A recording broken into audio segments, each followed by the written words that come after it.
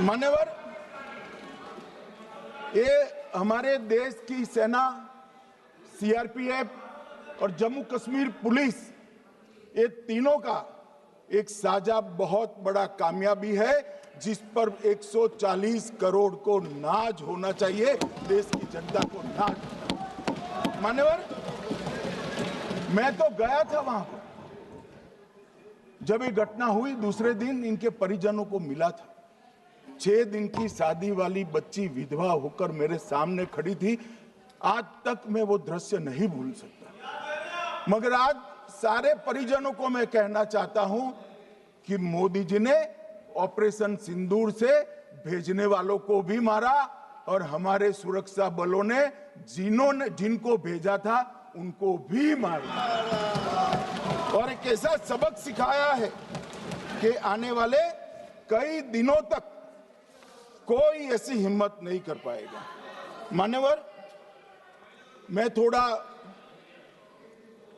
NIA की जांच के बारे में भी बताना चाहूंगा।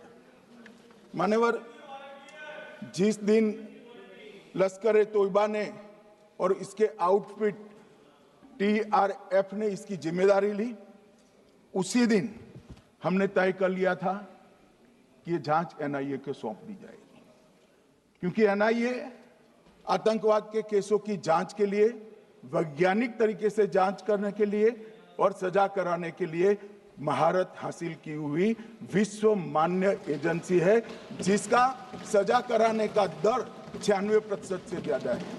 मान्यवर, हमने तुरंत ही इसकी जांच एनआईए को दे दी। हमने पूरी व्यवस्था की। सेना, बीएसएफ, सीआरपीएफ और जम्मू कश्मीर पुलिस ने कि ये लोग देश छोड़कर भाग न जाए। और मान्यवर, इसकी जांच की शुरुआत हुई। एक थकाने वाली बहुत लंबी जांच हुई है। जांच के दौरान मृतक के परिजन जो साथ में थे, उनको सभी को चर्चा किए गया। पर्यटकों, खच्चर वालों, पोनी वालों, फोटोग्राफर, कर्मचारियों, विभिन्न दुकान में काम करने वाले लोगों, कुल मिलाकर 1055 लोगों की लंबी 3000 घंटे से ज्यादा पूछताछ इंफॉर्मेशन के लिए की गई और इस सबको वीडियो पर रिकॉर्ड कर दिया गया। और बाद में इसके आधार पर स्केच बनाया गया और ढूंढते 22/6/25 को एक बशीर की पहचान की गई और परवेज की पहचान की गई, जिन्होंने आतंकवादी घटना के अगले दिन आतंकवादियों को शरण दी थी। उनको अपने ढोक में रखा था। वो दोनों को गिरफ्तार कर लिया गया। अब वो हमारी कस्टडी में है। दोनों गिरफ्तार अपराधियों ने खुलासा किया कि 21/4/25 की रात को 8 बजे 3 आतंकवादी बेसरन से लगभग 2 किलोमीटर दूर स्थित परवेज ढोक में आए थे। आतंकवादियों के पास AK-47 और M9 कार्बाइन थी। जो 2 आतंकवादियों ने काली पोशाक पहनी थी और एक ने छद्म वेश किया था। खाना खाया, चाय पी और ढोक से निकलते वक्त कुछ खाना, नमक, मिर्च और मसाले लेकर वो चले गए। मान्यवर, उस वक्त हमने जिन खोखों को रिकवर किया था, इसको हमने चंडीगढ़ FSL में टेस्टिंग के लिए भेज दिया। और जब चंडीगढ़ FSL में टेस्टिंग के लिए भेजा गया तो वही राइफल से एप्को आतंकी हमला हुआ था, वो भी निश्चित हुआ। तो आज इसके साथ साथ दूसरे एप्को आतंकी हत्या को अंजाम देने वाले आतंकियों का भी इसके साथ ही समाप्ति हुई है, उनको मार दिया गया है। मान्यवर, और इसके बाद में स्केच बनाया गया। गिरफ्तार किए गए दोनों आरोपियों की माता जो थी, इन्होंने ये तीनों आतंकियों के मृतदेहों को पहचान लिया है। दोनों आतंकवादी घटना में साथ लेने वाले उनके साथियों ने भी पहचान लिया है और अब उसकी FSL की पुष्टि भी आज सुबह 4 बजे हो गई थी। अब मैं जांच का पूरा ब्यौरा बताना चाहता हूं। मान्यवर, ये हमले में 3 पाकिस्तानी आतंकवादी थे। हमले में 2 AK-47 और 1 M9 कार्बाइन का प्रयोग किया गया था और अब जो पकड़े गए हैं इसके सुलेमान के कारण एप्को का मामला भी आज रिजॉल्व हो रहा है और आतंकवादियों को पनाह देने वाले 2 स्थानीय लोगों को भी इस केस में पकड़ लिया गया है। अब मान्यवर कल पूछते थे कहां से आए, कहां गए, किसकी जिम्मेदारी है। भाई जिम्मेदारी हमारी ही है, हम सरकार में हैं, हमारी ही जिम्मेदारी है। मगर मैं पूछता हूं जब आप सरकार में थे तब क्या क्या हुआ था, इसकी जिम्मेदारी किसकी थी और क्यों निर्वहन नहीं किया, वो भी बाद में पूछूंगा, जरा धीरज से सुनना। मगर मान्यवर मुझे एक बड़ा दुख हुआ। कल इस देश के पूर्व गृह मंत्री चिदंबरम जी ने सवाल उठाया कि क्या प्रूफ है कि ये आतंकवादी पाकिस्तान से आए, और मान्यवर कब उठाया, जब संसद में चर्चा होने वाली थी। क्या कहना चाहते हैं चिदंबरम साहब, किसको बचाना चाहते हैं, पाकिस्तान को बचाकर आपको क्या मिलेगा। वो ये कह रहे हैं कि और क्या है, मत जवाब दो।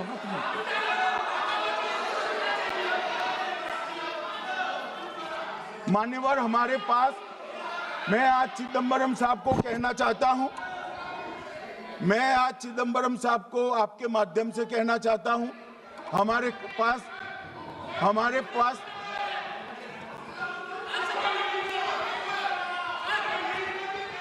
मान्यवर हमारे पास प्रूफ है, वो भी मैं सदन के सामने रखना चाहता हूं कि तीनों पाकिस्तानी थे। 3 में से 2 के पाकिस्तान के वोटर नंबर भी आज हमारे पास उपलब्ध है। मान्यवर ये राइफलें हैं, ये राइफलें भी हमारे पास उपलब्ध है। इनके पास से जो चॉकलेटें मिली हैं वो चॉकलेटें ढोक में से मिली, वो भी पाकिस्तान की बनाई हुई चॉकलेट है। मान्यवर ये कहते हैं कि पाकिस्तानी नहीं थे, इसका मतलब पूरी दुनिया के सामने इस देश का एक पूर्व गृह मंत्री पाकिस्तान को क्लीन चिट दे रहा है।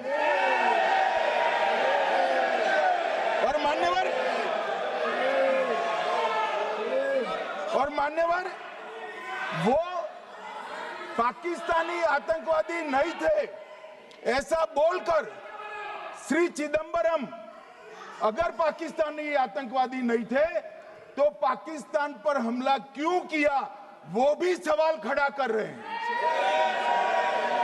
मान्यवर आज पूरी दुनिया ने हमारे संसद सदस्य गए थे, स्वीकारा था कि हमला पाकिस्तान ने किया है, और इस देश का गृह मंत्री जो कांग्रेस पार्टी से आता है वो कहता है कि क्या सबूत है। अरे मुझसे मांगते मैं दे देता, टीवी से मांगते हैं, पूरी दुनिया के सामने उजागर करते हैं, सब सुबह खड़ा करते हैं। पाकिस्तान को बचाने का इनका ये षड्यंत्र आज 130 करोड़ लोग जान रहे हैं। बच नहीं पाओगे आप लोग, बच नहीं पाओगे। मान्यवर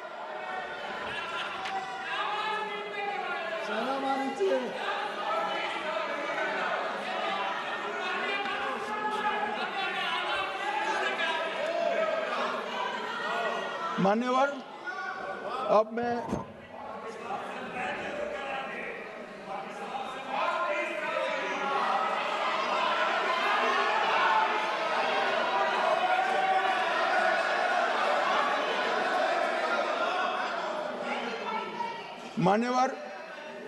अब मैं पहलगांव आतंकी हमला और ऑपरेशन सिंदूर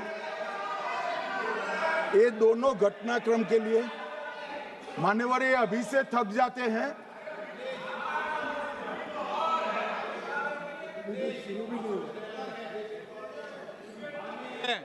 प्लीज बैठिए।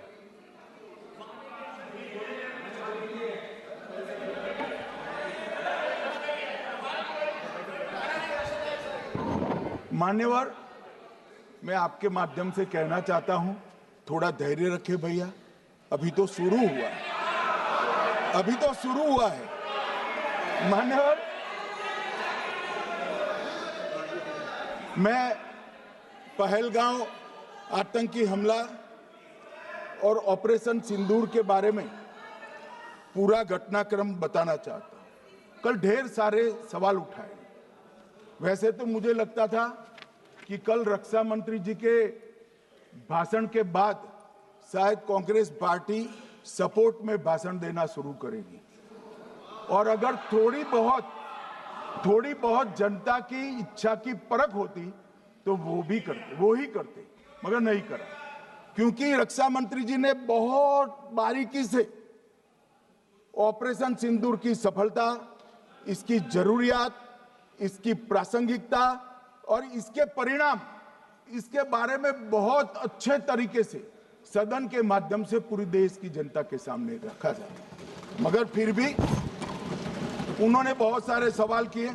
अब सवाल किए हैं तो मुझे जवाब देना भी पड़ेगा, उनको सुनना भी पड़ेगा। मान्यवर, मैं पूरा घटनाक्रम बताना चाहता हूं। मान्यवर, 22 अप्रैल को पहलगांव में आतंकवादी हमला हुआ। इसमें 26 लोग मारे गए, 25 भारतीय और 1 नेपाली नागरिक। हमने उसी वक्त मैं श्रीनगर जाने के लिए निकल गया। रात को ही सुरक्षा बलों की मीटिंग कर ये भाग न पाए इसकी व्यवस्था की। माननीय मोदी जी ने 23 और 30 अप्रैल को सीसीएस की मीटिंग चेयर की। ये कह रहे हैं, मैं आज बताना चाहता हूं कि सीसीएस की 23 अप्रैल की मीटिंग में क्या हुआ। सबसे पहला कांग्रेस पार्टी का ब्लंडर था सिंधु जल संधि, इसको स्थगित करने का काम नरेंद्र मोदी जी ने। हमने अटारी के माध्यम से एकीकृत जांच चौकी जो चलती थी उसको बंद कर दिया। पाकिस्तानी नागरिकों के सार्क वीजा को सस्पेंड कर सभी को वापस पाकिस्तान भेजने का काम किया। पाकिस्तान स्थित उच्चायोग में रक्षा, सैन्य, नौसेना के सलाहकारों को अवांछनीय व्यक्ति घोषित किया। संख्या को 55 से घटाकर 30 किया और सीसीएस ने ये संकल्प लिया कि जहां पर भी ये आतंकवादी छुपे हैं उनको और उनकी ट्रेनिंग करने वाले अड्डों को सेना, पुलिस, सीआरपीएफ, बीएसएफ उचित जवाब देगी। मान्यवर, जिस तारीख को ये हुआ उसी दिन ये निर्णय हो चुका। मान्यवर, इसके बाद में कल गोगाई जी कहते थे मोदी जी 24 को पहलगाम जाने की जगह बिहार गए। सुनो यार। मान्यवर, मोदी जी जब ये पहलगाम घटना हुई यहां नहीं थे, विदेश में थे। आने के बाद तुरंत सीसीएस बैठक की और मोदी जी जिस दिन बिहार गए उस दिन पहलगाम में कोई नहीं था, सिर्फ राहुल गांधी थे। सारे लोग चले गए थे, सारे लोग वहां से अपने अपने ठिकाने पर चले गए थे।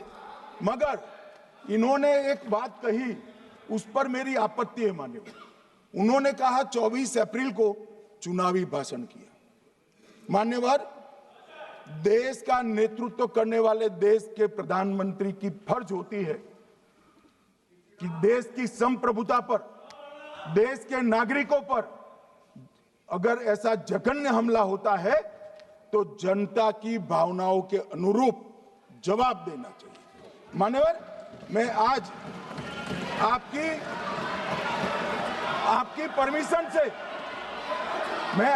परमिशन से मोदी जी के बिहार भाषण के कुछ अंश पढ़ना चाहता हूं।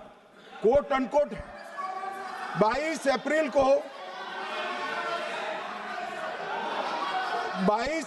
को पहलगाम का यह हमला केवल निहत्थे पर्यटकों पर नहीं बल्कि पूरे भारत की आत्मा पर एक दुस्साहसपूर्ण प्रहार है। आतंकवाद के प्रति दृढ़ और कड़ा रुख, आतंकियों और इसके हमले की साजिश रखने वालों की कल्पना से भी बढ़कर उनको सजा दी जाए। मान्यवर, महत्वपूर्ण है आतंकियों और इसकी साजिश रचने वाले दोनों को, आतंकियों की बची खुची जमीन भी मिट्टी में मिलाने का समय आ गया है।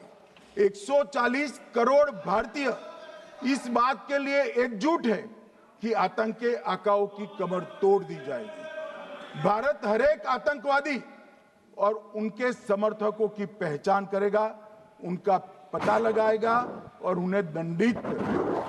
आतंकवाद कभी भी भारत की आत्मा नहीं तोड़ पाएगा। न्याय सुनिश्चित करने का मैं हर संभव प्रयास करूंगा। अनकोट। अब इसमें किसी को चुनावी भाषण दिखाई पड़ता है तो उसकी समझ शक्ति पर बहुत सारे सवालिया निशान लग जाते हैं। ये चुनावी भाषण नहीं है, आतंकवाद के खिलाफ लड़ने का 140 करोड़ भारतीयों का प्रतिघोष है जो मोदी जी ने वहां दिया।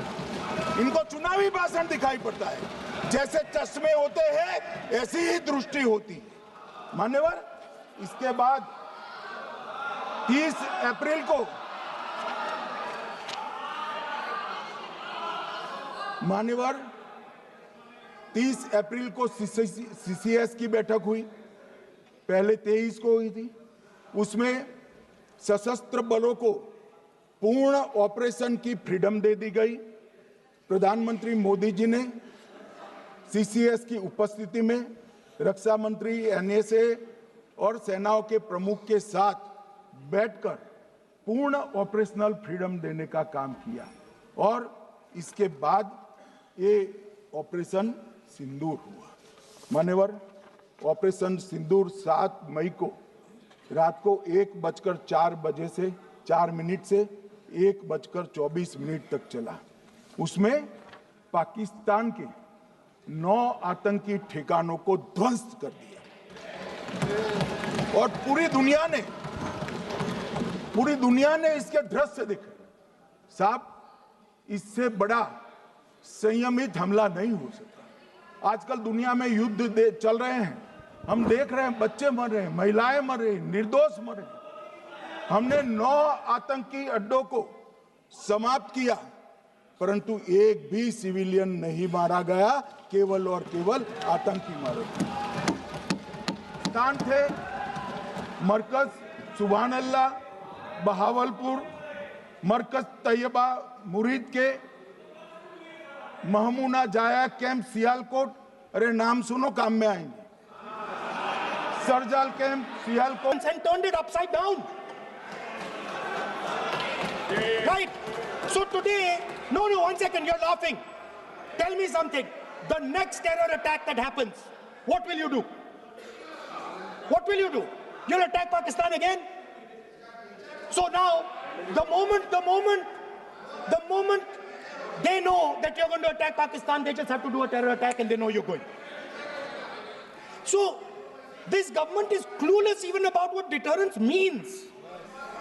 Right? This government is clueless about what political will means. This government is clueless about what it means to let the army, air force, navy fight. That's the reality of the situation. Now, I said in this house, standing right here, about 3-4 months back, and they laughed at me. They laughed at me.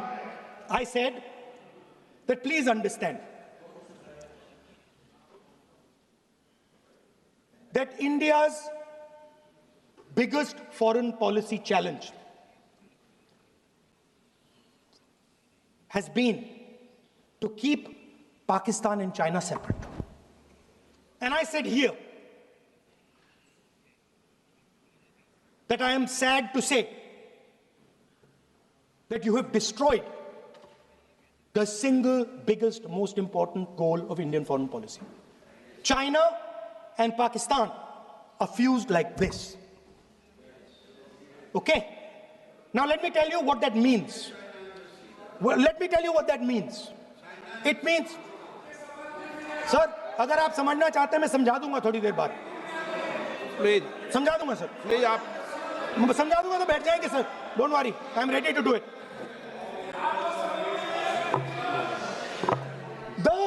What happened actually, the truth of what happened, because I have to say that. What happened is that the government of India thought they were fighting Pakistan. And when they arrived, they suddenly realized that they were not fighting Pakistan, they were fighting China and Pakistan. Meaning that the Pakistani army was attached. Pakistani Air Force was attached to the Chinese Air Force. And not only that, the doctrine of the Pakistani Air Force was completely changed. The information available to the Pakistani Air Force was completely changed. And the Chinese were feeding information, critical battlefield information, satellite information, targeting information to the Pakistanis. And if you don't believe me, one second. If you don't believe me, General Rahul Singh, during a FICCI event, May 11th, when the DGMO level talks were going on, Pakistan actually was mentioning, we know that you such and such important vector is primed and ready for action. I would request you to perhaps pull it back. And he says, so it is very clear they were getting live battlefield inputs from China.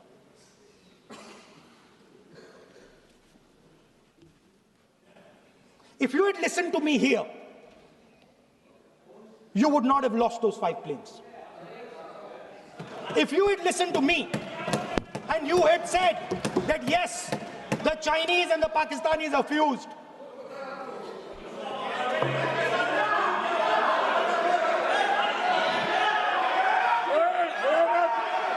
sir, EM, External Affairs Minister says, yesterday in his speech, he says, the two-front war concept is a very old concept. I don't know what he's talking about.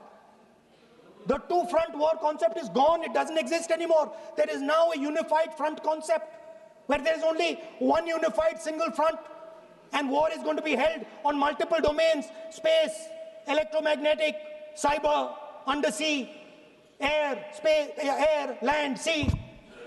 So he does not even understand the basics of warfare. He's talking about two-front. That ship has sailed long ago.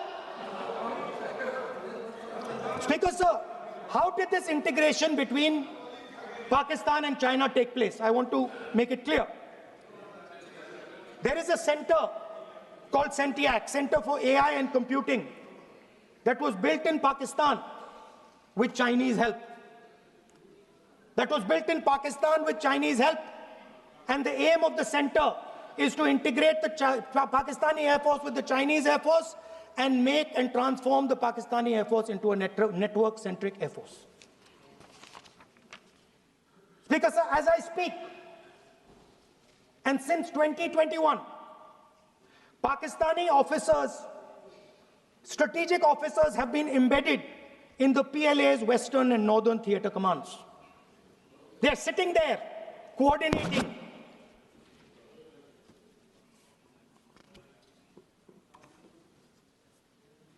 So it is important to understand that you did not have political will, that you did not give freedom of maneuver, but there is another problem.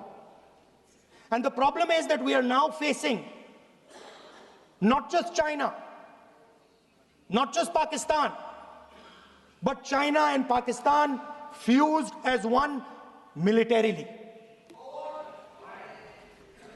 Speaker, sir, it is dangerous in this time for the Prime Minister to use the forces to protect his image. It is dangerous for the country. The forces should only be used in national interest. The forces should be used with freedom. If you want them to be used, you want to unleash a tiger, free him. Do not tie his hands behind his back. Do not go to the Pakistanis and say, listen, don't escalate. Then go all the way. Then fight properly and defeat them once and for all. Don't have President Trump tell you that I have stopped the war 29 times. Have the courage to tell him, no, to hell with you. You can't stop any war. We're going to fight.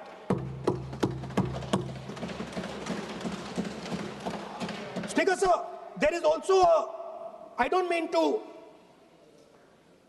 keep mentioning External Affairs Minister, but it comes up because he's central to this discussion. I want to finish by telling you about something he said that shows the complete bankruptcy of the foreign policy of this government. Please remember that not a single neighboring country, not a single country condemned Pakistan. Not one. They condemned terrorism, they didn't condemn Pakistan. This is something that he didn't say. Now listen to what he has to say. And this shows you the mindset of these people. This explains why in his entire discussion yesterday of 1 hour, the defense minister did not say the word China. This explains it. And let me read the quote from the External Affairs Minister. Look, China, are the bigger economy. What am I going to do? As a smaller economy, am I going to pick a fight with the bigger economy? It is not a question of being reactionary. It is a question of common sense. Meaning he is scared. And this is the point. The point is that we are now facing in front of us Chinese and Pakistani fusion. And it is a very dangerous time. As you can see, it is a very dangerous time. And we cannot afford a Prime Minister who does not have the courage to use the army the way it has to be used. We cannot afford a Prime Minister who does not have the guts to say from here that Donald Trump is a liar. He didn't stop India from fighting. Okay. He's lying about the planes. Okay. We need a Prime Minister who completely frees the army, frees the Air Force, frees the Navy and says, go, khatam karo kaam ko, like Indira Gandhi did. Thank you, Speaker, sir. I'd like to end by saying this entire discussion is about the people who died in Pahalgam. It is a tragedy, and it was very disturbing to me, again yesterday, where they were talking about everything. They were talking about Pakistan, they were talking about everything, but they did not mention the people who died in Pahalgam. So let me finish. Finishing. Otherwise, you are not allowing, sir, LOP. Only this time, only allowing. Other time, mic is not allowed. Sir, do not allow India to be reduced to a battlefield where large powers are fighting. We have to navigate. We have to protect our interest. Second, to the Prime Minister, the nation is above your image, above your politics, and above your PR. The forces are above your PR, your image, and your politics. Have the humility to understand that. Have the dignity to understand that. And do not sacrifice the armed forces and national interest for your own petty political gains. Thank you, sir.